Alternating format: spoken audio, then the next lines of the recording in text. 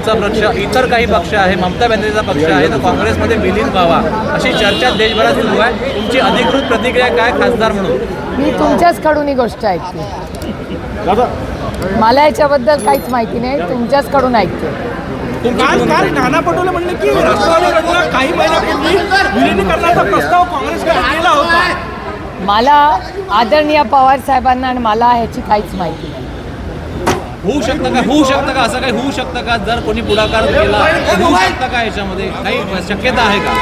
आत्ता तरी राज्य आणि देशासमोर देशाची आर्थिक परिस्थिती, अडचणीत आलेला शेतकरी, खूप मोठी महागाई, बेरोजगारी आणि प्रचंड देशात होणारा भ्रष्टाचार, या सगळ्या परिस्थितीवर मात करणं हे याचं प्राधान्य आहे. मागच्या आठवड्यात इंडिया अलायन्सची एक मीटिंग झाली, त्याच्यात आमची सविस्तर चर्चा आर्थिक परिस्थितीबद्दल झाली आणि वारंवार राष्ट्रवादी काँग्रेस पक्ष, शरदचंद्र पवार याची भूमिका राहिलेली आहे की या आर्थिक संकटात ज्याच्यातून देश जातो आहे, माननीय प्रधानमंत्र्यांनी एक ऑल पार्टी मीटिंग ही बोलवावी आणि माननीय प्रधानमंत्र्यांच्या नेतृत्वाखाली देशाची आर्थिक परिस्थिती याच्याबद्दल सविस्तर चर्चा व्हावी अशी आमची गेल्या अनेक दिवसांची नाही, आठवड्यांची नाही, महिन्यांची विनम्र विनंती सातत्याने राहिली. तुमचे काही आमदार भाजपच्या प्रदेशाध्यक्षांना भेटले, काल उत्तम जानकर मुख्यमंत्र्यांना येऊन भेटले, काय अस्वस्थता आहे का आमदारांमध्ये, कशामुळे भेटले? ही सोलापूरच्या इलेक्शनची आहे. 2 आमदार आणि एक तर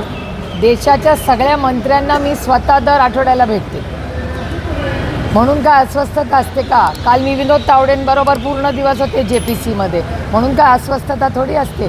ते त्यांच्या कामासाठी आले, ते मी माझ्या कामासाठी. आम्ही JPCमध्ये एकत्र होतो, शेजारी बसलो होतो, ट्विटही झाला फोटो, तुम्ही जर फॉलो करत असाल आम्हाला दोघांना तर. त्यामुळे कुठल्याही राजकीय पक्षांमधले लोक विरोधात असू दे किंवा विपक्ष असू दे, हे अनेक वेळा कामांसाठी एकामेकाला भेटत असतात.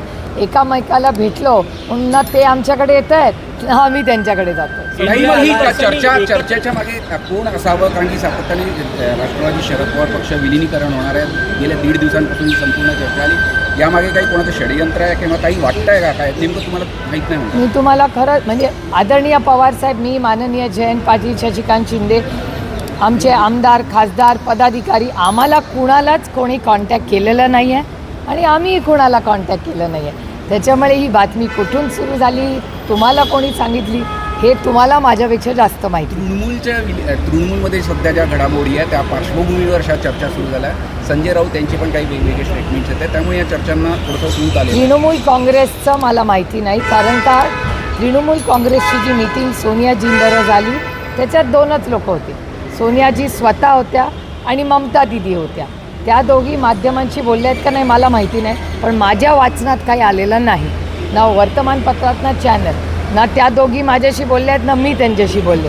त्याच्यामुळे त्या दोघींच्या बोलण्यामध्ये काय झालं हे त्याच दोघींना माहिती. ज्या पद्धतीने सगळ्या घडामोडी सुरू आहेत तृणमूलच्या बाबतीत, त्यात अक्षरशः तो पक्ष पूर्णपणे संपत चाललेला दिसतो आणि या सगळ्या पार्श्वभूमीवर या सगळ्या चर्चा सुरू झाल्या आणि त्यामुळेच आपल्या पक्षाच्या सुद्धा या चर्चा सुरू झाल्या आणि काही लोक संपर्कात असल्याच्या या सगळ्या चर्चा तिथून सुरू झाल्या. कोण कुणाच्या संपर्कात आहे मला माहिती नाही.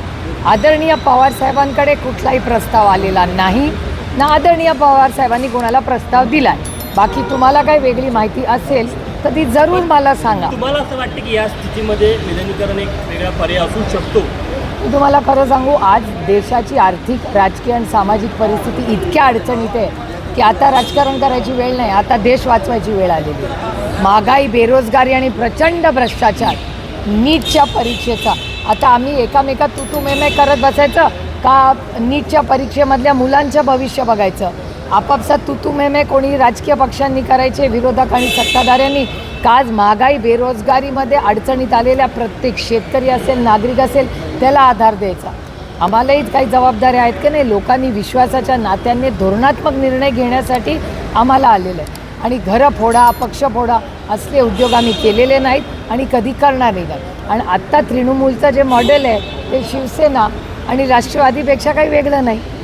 पहिल्या शिवसेनेवर हल्ला झाला, मग राष्ट्रवादीवर झाला आणि आता तो हल्ला तृणमूलवर होतोय. काही रोहित पवार उपोषणाला बसलेले आहेत, काय तुमची या सगळ्या बाबतीत पक्षाची भूमिका असेल? मी पहिल्यापासून रोहितला विनंती करत होते की असं उपोषण तू करू नको, कारण शेवटी आपली ही मोठी लढाई आहे. अतिशय असंवेदनशील हे सरकार आहे, त्याच्यामुळे त्यांच्याशी लढायला आपली ताकद ही आपण ठेवलीच पाहिजे. पण त्याची आस्था, त्याचं प्रेम शेतकऱ्यांवरचं, म्हणून त्यांनी ठरवलं होतं की तो हे करणार. काल रात्रीही मी त्याच्याशी बोलले. काल दिवसभर तो ताकदीने लढत होता. पण आज सकाळी मी जेव्हा आढावा घेतला, 24 तास झाले, त्यांनी काही अन्न आणि प्रचंड उन्हाळा आहे, पण शेतकऱ्यांना न्याय मिळवण्यासाठी एक मोठा लढा आज रोहित उभा करतोय, ह्याचा मला सार्थ अभिमान आहे. आणि हे सरकार किती असंवेदनशील, गरीब, कष्ट करणारे, जो शोषित आहे, वंचित आहे, पीडित आहे, त्याच्याबद्दल आहे. ह्याचं आणखीन एक उदाहरण म्हणजे ही कर्जमाफी आहे. सुप्रिया जी, हिंदी खासदार में संजय राऊत यांनी काल जे वक्तव्य केलं की शरद पवार गटाने काँग्रेसमध्ये विलीन करायला पाहिजे. आमचा त्यांना गट तुम्ही- नाही, आमचा पक्ष आहे. हो, तुमच्या राष्ट्रवादी शरदचंद्र पवार पक्षाने काँग्रेसमध्ये विलीन करायला पाहिजे असं संजय राऊत काल म्हणले. तुम्ही संजय राऊतांना काय म्हणाल? संजय राऊत हे माझे मोठ्या भावासारखे आहेत आणि प्रत्येक मोठ्या भावाला मार्गदर्शन, सूचना करायचा अधिकार असतो. त्याच्यामुळे त्यांना अधिकार आहे आम्हाला सूचना करायच्या. ताई, हिंदी में जानना चाहेंगे, मर्जिंग को लेके जो बयानबाजी हो रही है, कल नाना पटोले ने भी कहा कि इस तरीके का प्रस्ताव पहले आया था, इस पे चर्चाएं हो रही है. नहीं, हमें कुछ पता नहीं. ना आदरणीय पवार साहब को पूछा कुछ पता है, ना मुझे, ना शशिकांत शिंदे जी, ना जयंत पाटिल जी. हमारे पार्टी में ना किसी ने प्रस्ताव दिया है, ना हमें किसी ने प्रस्ताव दिया है. ना हमने दिया है, ना उन्होंने दिया है.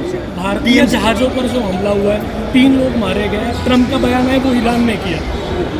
ये बहुत दुख की घटना है, बड़ी मतलब बहुत दुख की बात है जिस तरह से हल्ला हुआ है. और हमारे 3 भारतीय हमने गंवाए. हमारी अपेक्षा थी कि भारत सरकार इसका जवाब ये देना ही चाहिए. हमारे 3 बच्चे गए, इस मिट्टी के वो बच्चे हैं, भारतीय है, और उसके मान सम्मान में भारत ने एक स्ट्रॉन्ग लाइन लेनी ही चाहिए. और हमारी अपेक्षा है कि भारत सरकार इस पे चर्चा करे, और अगर भारत सरकार फॉरेन पॉलिसी में कुछ न कर पाए तो विपक्ष पूरी ताकत से उस फैमिली के साथ है. और हाँ, ये नहीं लड़ पाए सरकार तो हम तो पूरी तरह से उनकी तरफ से भारतीय हर बच्चे के लिए, हर भारतीय के लिए लड़ेंगे. ममता बनर्जी पर FIR के निर्देश दिए हैं, कुछ वक्तव्यों को लेकर उनके. मुझे कुछ आश्चर्य नहीं लगना है. एक सशक्त लोकतंत्र में हर एक को बोलने का अधिकार है. और जिस तरह से NCP तोड़ी गई, पहले शिवसेना तोड़ी, उसके बाद NCP तोड़ी गई, वही मॉडल आज तृणमूल कांग्रेस का हो रहा है. ये बहुत दुख की बात है. आप क्या बोलना चाहेंगे नाना पटोले को, जिस तरह से उन्होंने इस बयान को दिया है कि प्रस्ताव आया था? नहीं, मैंने नाना पटोले जी का स्टेटमेंट पढ़ा ना सुना, तो मैं कैसे बोल सकती हूँ उसके ऊपर कुछ. लक्ष्मण हाके यांनी आरोप केलेला आहे की पवार कुटुंबाने महाराष्ट्रातल्या शेतकऱ्यांना देशोधडीला लावलं. रोहित पवारांच्या उपोषणाच्या पार्श्वभूमीवर ते बोलले. एक तर मी खूप विनम्रपणे म्हणते की 12 वर्ष तर आम्ही सत्तेत नाही. एक त्याच्यामुळे 70 वर्षात सगळं जे वाईट आमच्यावर आरोप प्रत्यारोप काँग्रेसवर आणि आमच्यावर होत असतात. आता कसं आहे, नवीन सून लग्न होऊन येते ना, तेव्हा सगळं सासूच्या चुका असू शकतात, पण लग्नाला 10-15 वर्ष झाली ना की मग सासूला किती वर्ष नावं ठेवणार. सुनेनी काहीतरी जबाबदारी घेतली पाहिजे ना. वय पण वाढतं, अनुभव पण वाढतो, जबाबदाऱ्या पण वाढतात, तरी हरकत नाही. पण शेवटी जे कोणी बोलतं पवार कुटुंबाच्या विरोधात, कसं आहे, पवारांच्यावर टीका केली की हेडलाईन होते. तो इतना तो हक बनता है ना त्यांना नावं ठेवायचं. हेडलाईनही होते, बातमीही होते. आणि एका सशक्त लोकशाहीमध्ये जसं मला बोलण्याची ताकद आहे, तशी मला ऐकण्याची ताकद आहे. काही तुम्ही अमरावती जिल्ह्यात जाताय, संत्रा उत्पादक शेतकरी अडचणीत आहे. आता तर उन्हामुळे पीक खराब झालेलं, दुसरी निर्यात बंदी झालेली आहे, 90% संत्रा जात नाही आहे. काय मागणी असणार? मी खरं तर एक 15 दिवसापूर्वी देशाच्या कृषी मंत्र्यांची मी भेटी घेतली होती. आमचा कांद्याचा प्रश्न आपल्या संपूर्ण राज्यात आहे. सगळेच शेतकरी, म्हणजे मध्ये तुम्ही बघितलं असेल, माननीय देवेंद्रजीही दिल्लीला गेले होते, तेव्हा त्यांनी मीटिंग घेतली होती कोऑपरेटिव्ह मिनिस्ट्रीची. त्याच्यात साखर व्यवसाय असेल, शेतकऱ्यांचे प्रश्न असतील, त्यांची ती कर्जमाफी असेल, त्या सगळ्या बाबतीत सविस्तर चर्चा झाली असं त्यांच्याही प्रेस कॉन्फरन्समध्ये ऐकण्यात आणि वाचण्यात आलं. पण त्यानंतर केंद्र सरकार आणि महाराष्ट्र सरकारच्या कुठल्याही शेतकऱ्यांच्या धोरणामध्ये फार काही सुधारणा किंवा एक चांगला बदल किंवा गोड बातमी ही आलेली दिसत नाही. कर्जमाफी सरसकट व्हावी ही आमची मागणी आहे. कारण का खरंच प्रचंड अडचणीत आज हा बळीराजा आलेला आहे. आणि बळीराजा तर अडचणीत आहेत, पण जगातल्या आर्थिक संकटामुळे देशही संकटात आले. म्हणून मी पुन्हा तेच सांगते की गेले अनेक महिने आम्ही अतिशय प्रांजळपणे, अतिशय विनम्रपणे भारताच्या माननीय प्रधानमंत्र्यांना विनंती करतोय, आर्थिक परिस्थितीसाठी एक ऑल पार्टी मीटिंग बोलवा. देशात राजकारण होत राहील, पण आर्थिक कंबरडं ज्या पद्धतीने मोडतं आहे आज, ह्याच्यातून आपल्याला परत उभं राहायला प्रचंड कष्ट आणि त्रास होऊ शकतात. देश प्रचंड अडचणीत आहे. हा विषय भारत सरकार आणि महाराष्ट्र सरकारने गांभीर्याने घ्यावा. सुप्रिया जी, ठाकरे गट के फिर एक बार सांसद शिंदे गट में जाने की चर्चाएं चल रही है, क्या लगता है, कैसे देखते हैं इसको? अरे 1.5-2 साल हो गए हम चुन के आए, तब से ये चलिए, मैं तो कान पक गए सुन के.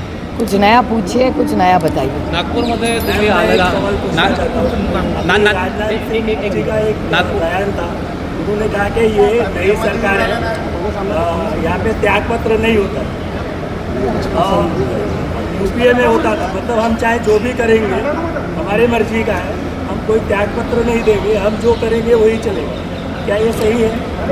एक तो वो देश के बड़े वरिष्ठ नेता है, उन्होंने क्या कहा मैंने खुद नहीं पढ़ा है, लेकिन ज़रूर उसके बाद में मैं सब पता करके आपको उसका ज़रूर जवाब दूँगी. नागपूरमध्ये तुम्ही आला आहात, व्याही तुमचे आमदार झालेले आहेत, काही भेट आहेत जावयांची आणि व्याही त्यांच्याकडे काही चक्कर आहे? आणि आमचे व्याही मुंबईत आहेत आणि मी खरं तर अमरावतीला चालले, त्याच्यामुळे आज काही व्यायांची भेट होणार नाही, पण 2-3 दिवसांनी रोजच भेट होणार आहे, कारण का लग्नाला का आता 3-4 दिवसच राहिले आणि आमच्याकडे कार्यक्रम 16 तारखेपासून सुरू होत आहेत आणि आजपासून बरोबर 1 आठवड्यानीच लग्न आहे. त्याच्यामुळे आमच्या घरात आणि दोन्हीकडे लग्नघाई आता हळूहळू सुरू झाली आहे. पण आज खरं तर अमरावतीला खूप महत्त्वाचा कार्यक्रम आहे. हर्षवर्धनजी हे आदरणीय पवारसाहेबांचे फार निकटवर आणि त्यांच्या सुखदुःखात गेले 5 दशकं एकत्र राहिलेले आमच्यासाठी पितृतुल्य असे आहेत. त्याच्यामुळे त्यांचा आशीर्वाद घेण्यासाठी आणि त्यांच्या 75ला मनापासून शुभेच्छा देण्यासाठी मी स्वतः आले. थँक्यू. सगळ्यांचे आभार पत्रकार बांधवांचे.